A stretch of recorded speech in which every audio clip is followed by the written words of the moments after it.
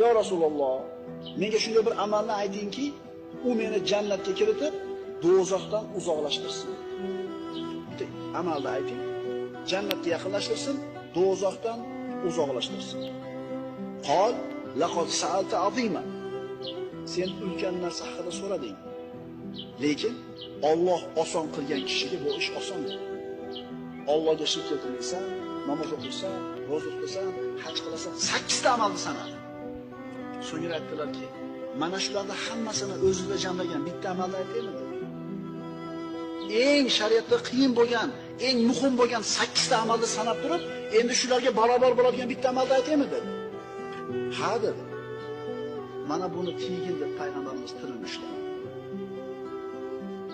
Inson tilini tiysa, mana shu 8 ta amalni qilganda savobiga